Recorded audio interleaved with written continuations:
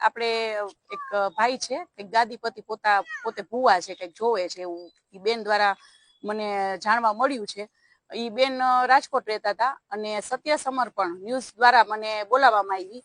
બરાબર, ઈ બેન ત્યાં ગયા હતા। ઈ બેન કંઈક એના ન્યાય માટે અને એક એના પરિવારનું એ બધું કરવા અને આ ભાઈનું પણ બધું કહેવા ગયા હતા અને ઈ ન્યૂઝ મારફતે મને બોલાવવામાં આવી। પછી હું ત્યાં ગઈ, પછી બેનની મેં રજૂઆત સાંભળી। મેં બેનને એવું કીધું, મેં કીધું બેન બે પાસા મારે સાંભળવા પડે, એટલે મેં કીધું ઈ ભાઈ છે એને પણ મારે સાંભળવા પડશે। તો એક સમાજની આગેવાન તરીકે મેં તો આવા કેટલા બેનો દીકરીઓના પ્રશ્નો સોલ્વ કર્યા છે, ઘરે જઈને સોલ્વ કર્યા છે અને મારી આખી ટીમે છે અને મારી પાસે પ્રૂફ પુરાવા છે। તો ઘરે અમે શું કામ ન જઈ શકીએ? ઘરે અમે શાંતિથી અમે વાતાવરણ અને જો થોડોક ઠપકો આપી અમે અને થોડું કહીએ ખરા। તો અમારું એક એવું હતું, ઈ ભાઈને ફોન કર્યો, ભાઈએ ના આવ્યા। ભાઈ એમ કીધું હું નહીં આવું, આપ લોકો અહીંયા આવો। બરાબર, અમે અહીંયા આવ્યા, ગોંડલ આવ્યા, તો ભાઈ એવું કીધું કે આપણે આપણા ઘરે બેસીને વાત કરીએ। મેં કીધું ઓકે, કઈ વાંધો નહીં।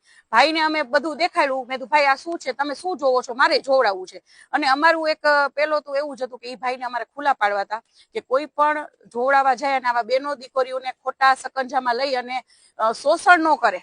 બરાબર, અને ઈ ભાઈની પૂરેપૂરી તૈયારી હતી આ બેનનું શોષણ કરવાની, એટલે અમે એને ખુલ્લા પાડવાના હતા। એટલે મેં એનું સાંભળ્યું। પછી ભાઈ માફી માંગવા માંડ્યા, એના દીકરી માફી બધા અમારી પાસે કેટલી બધી માફી માંગી અને કે બેન જાતું કરી દો, એના દીકરીને કંઈક સિઝરિયન છે, એ રોવા માંડ્યા બહુ। અને ભાઈએ કેટલી વખત માફી માંગી કે 100 વખત મારી હવે કોઈ દિવસ કઈ ભૂલ થશે નહીં। એટલે અમે એની ઉપર વિશ્વાસ કરી ગયા, છતાંય મને એક એવું થયું કે અમે અહીંયાથી નીકળશું એટલે અમારી ઉપર કઈ પણ એક્શન લેવાય ખોટી આ લોકો। એટલે અમે એમને એમ કીધું કે ભાઈ આપ ન્યૂઝમાં આપની માફી પત્ર એક અમને આપી દો, અમારે કઈ વાયરલ પણ નથી કર્યું, પણ બીજી વાર આવું કોઈ બેન દીકરીઓ સાથે આપ કરતા નહીં। બસ આટલી જ વાત હતી। એમાં એટલું બધું ચગાવ્યું અને અમારા જેવા આગેવાન જે બેનો દીકરીઓને ન્યાય દેતા હોય એની ઉપર એફઆઈઆર કરી એ તો કરી, પણ ફક્ત મારા ભેગા ખાલી 2-3 દીકરા વાવ્યા હતા।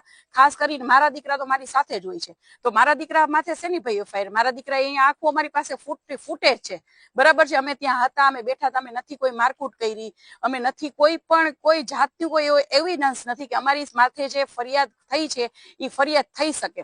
તો આ ક્યાંનો ન્યાય? જે ન્યાય દેવડાવે છે એની ઉપર પણ તમે જો ચડી બેસો અને અમારી સાથે પણ જો આવું થતું હોય તો આવી બેનો દીકરીઓ કોની પાસે જશે? એ મારે પ્રશ્ન પૂછવો છે। અને અત્યારે કેટલા બધા રેપ કેસ થાય છે, ન્યાય મળે છે દીકરીઓને? બરાબર, મને એવું કહેવામાં આવ્યું કે તમે તો મેં કીધું ભાઈ હવે અમારે ગુના કરવા છે તો બીજું તો શું કરીએ? અમે ઘરે ગયા, એ અમારી ભૂલ તો કેવી રીતના ભૂલ? અમે કઈ અહીંયા જઈને બીજી તમે આજુબાજુ વાળાને પૂછી લ્યો, પ્રેમથી નીકળ્યા છીએ, પ્રેમથી ગયા છીએ, તો અમારો કયો ગુનો? હું એક સામાજિક આગેવાન તરીકે હું કોઈના ઘરે ન જઈ શકું? શાંતિથી વાત ચર્ચા ન કરી? અમે કેટલા બધા સમાધાન કરાવેલા છે। એટલે ખોટી રીતે અમારી પાસે મારી માથે ફરિયાદ થયેલી છે, તો આ હવે મારે કોની પાસે ન્યાય લેવા જવાનો?